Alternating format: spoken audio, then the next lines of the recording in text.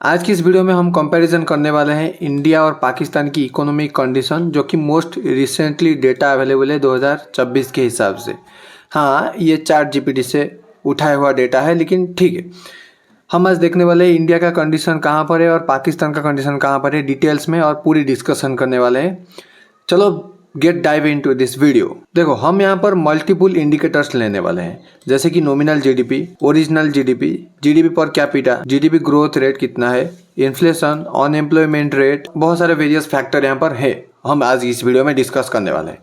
तो पहले हम डिस्कस करते हैं नॉमिनल जीडीपी। अगर हम बात करें पहले नॉमिनल जीडीपी की, यहाँ पर इंडिया की नॉमिनल जीडीपी तो 3.7 ट्रिलियन डॉलर है और पाकिस्तान की nominal GDP 340 billion dollar, almost 10 गुना ज़्यादा इंडिया का जीडीपी पाकिस्तान से है। और ये नॉमिनल जीडीपी क्या है? इन्फ्लेशन को कैलकुलेशन करते हुए जो जीडीपी को कैलकुलेट किया जाता है, इन्फ्लेशन को ध्यान में रखते हुए, उसी को हम नॉमिनल जीडीपी बोलते हैं। और ये नॉमिनल जीडीपी में हम 10 गुना आगे हैं पाकिस्तान से। और अगर हम बात करें नॉर्मल जीडीपी की, वो आता है लगभग 13.2 ट्रिलियन डॉलर की। और इसमें फ़र्क क्या है? यहाँ पर इन्फ्लेशन को एडजस्ट किया जाता है। 3.7 ट्रिलियन डॉलर में इन्फ्लेशन एडजस्ट होके एक बेस ईयर को लेके कैलकुलेट किया जाता है, और यहाँ पर इन्फ्लेशन को कैलकुलेट ही नहीं किया जाता है, वहाँ पर नॉर्मल नंबर को एस्टिमेट लेकर चलता है। और अगर बात करें पाकिस्तान की, पाकिस्तान लगभग 1.6 ट्रिलियन डॉलर की इकोनॉमी है। यहाँ पर भी हम लगभग 10 गुना आगे हैं। और अगर बात करें जीडीपी पर कैपिटा इनकम की, जो कि नॉमिनल जीडीपी है, ये 2600 डॉलर के आसपास है इंडिया का। और अगर बात करें पाकिस्तान के तो 1400 डॉलर। और ये 2600 डॉलर कितना होता है? 60 से 70 हज़ार रुपये का ऑलमोस्ट होता है। और ये जो 1400 डॉलर है, ये 30-35 हज़ार के आसपास होता है। और इसमें भी हम डबल के आसपास नंबर खेल जाते हैं। और पाकिस्तान में इतनी ज़्यादा कोई अपॉर्चुनिटीज़ वगैरह भी नहीं है इनकम वाली, तो वहाँ पर देखने लायक भी है कि ये जो नंबर है ये भी बहुत बड़ा है उनके हिसाब से। हमारा नंबर बहुत ही छोटा है, क्योंकि अगर हमारी देश की बात करें तो ग्रोथ अपॉर्चुनिटी बहुत ज़्यादा है, लेकिन हम इसको यूज़ नहीं कर पाते। लेकिन पाकिस्तान में तो कुछ बकरियाँ चराने के अलावा और कुछ है नहीं इंडस्ट्रीज़, तो उनके हिसाब से ये बहुत अच्छा नंबर है। और अगर बात करें जीडीपी ग्रोथ रेट की, वो 6.5% एवरेज चल रहा है। लेकिन अगर बात करें कुछ ऐसे क्वार्टर की जहाँ पर टॉप परफॉर्म कर रहा था हमारी जीडीपी, 8.5 से लेकर 9 भी चला जा रहा था, तो वो भी देखने वाली बात है। 8.5 से लेकर 9 जा रहा है, तो अच्छा खासा ग्रोथ रेट यहाँ पर चल रहा है। पूरी दुनिया में इतनी ग्रोथ रेट बहुत ही कम देशों को देखने को मिलती है। और अगर पाकिस्तान की बात करें, आतंकवादी फैलाने की बात करें, तो 2% जीडीपी ग्रोथ रेट लेकर चल रहे हैं। 2%।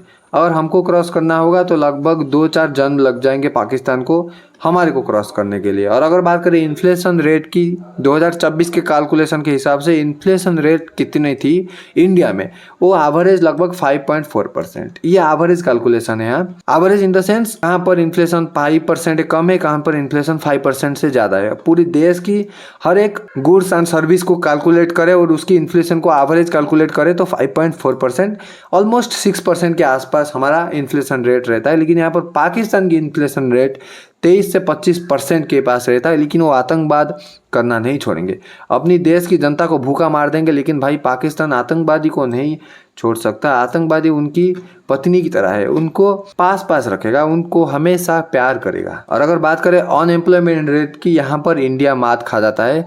7.5% का अनएम्प्लॉयमेंट रेट यहाँ पर है, और पाकिस्तान हमारा आसपास ये 8.5 से 9%। इतनी बड़ी कोई डिफरेंस नहीं है। अगर हम देखें हमारे टेक्नोलॉजी के हिसाब से, हमारे ग्रोथ रेट के हिसाब से और हमारे जीडीपी के हिसाब से, तो पाकिस्तान यहाँ पर अच्छा कंडीशन में है इंडिया के कंपैरिजन में। और अगर बात करें पॉपुलेशन की, भाई हम दुनिया के लार्जेस्ट पॉपुलेटेड कंट्री में से आते हैं। 1.43 बिलियन लोग यहाँ पर रहते हैं, 140 करोड़ से ज़्यादा लोग यहाँ पर रहते हैं। लेकिन अगर पाकिस्तान की बात करें तो 26 करोड़ लोग यहाँ पर रहते हैं। अगर हम लाठी धरकर भी पकड़ कर भाग जाएं पाकिस्तान के ऊपर से, पाकिस्तान पृथ्वी से नीचे चला जाएगा। और अगर बात करें फॉरेन एक्सचेंज की, हमारे पास कितनी रिजर्व है? हमारे पास लगभग 600 से लेकर 700 बिलियन डॉलर के आसपास फॉरेन एक्सचेंज रिजर्व है, डॉलर पड़ा हुआ है। अगर किसी भी वक्त हमारे देश में कोई भी इमरजेंसी आई, हम 600 बिलियन डॉलर तक यूज़ कर सकते हैं हमारे देश की इकोनॉमी को बचाने के लिए। लेकिन अगर पाकिस्तान की बात करें, वहाँ पर 8 से लेकर 9 बिलियन डॉलर के आसपास चलता है, कुछ महीनों के लिए ही है बस आसपास, और तेल के इंपोर्ट करने के लिए भी इतनी पैसा कम पड़ जाएगा वहाँ पर। और अगर बात करें पब्लिक डेब्ट की तो लगभग 84% के लगभग पब्लिक डेब्ट यहाँ पर इंडिया का है, और पाकिस्तान का 77 से लेकर 80%, जो कि ठीक है भाई, एवरेज चलता है। और हमारे मेजर इंडस्ट्रीज है IT, pharma, automobiles, textile, finance, ये सब चीज़ हमारे मेजर इंडस्ट्रीज वगैरह हैं। और अगर पाकिस्तान की बात करें तो टेक्सटाइल, एग्रीकल्चर, मैन्युफैक्चरिंग यहाँ पर थोड़ी दया के भाव से लिखा गया है, लेकिन मैन्युफैक्चरिंग पाकिस्तान में सिर्फ आतंकवादी का होता है। और करेंसी की बात करें, इंडियन रुपीज़, पाकिस्तानी रुपीज़ यहाँ पर तो रहेगा भाई, बाप का कुछ हिस्सा तो पुत्र के पास रहेगा ही रहेगा ना, पर रुपीज़ तो रहेगा यहाँ पर। अगर बात करें एक्सपोर्ट की, हम कितनी एक्सपोर्ट करते थे 2024 के हिसाब से, 23-24 फाइनेंशियल ईयर के हिसाब से हम 450 से लेकर 500 बिलियन डॉलर तक एक्सपोर्ट कर रहे हैं, और उसी टाइम पर पाकिस्तान 30 से लेकर 35 बिलियन डॉलर, और इसमें से एक बहुत बड़ा भाग आतंकवादी का रहता है। मजाक कर रहा हूँ, बहुत बड़ा भाग आतंकवादी का नहीं भाई, हर एक चीज़ को मिला के 30 से 35 बिलियन डॉलर। और इम्पोर्ट हमारे यहाँ पर भारी पड़ जाता है, 700 से लेकर 750 बिलियन डॉलर का इम्पोर्ट हम करते हैं, और सेम टाइम पर पाकिस्तान 60 बिलियन डॉलर का इम्पोर्ट करता है।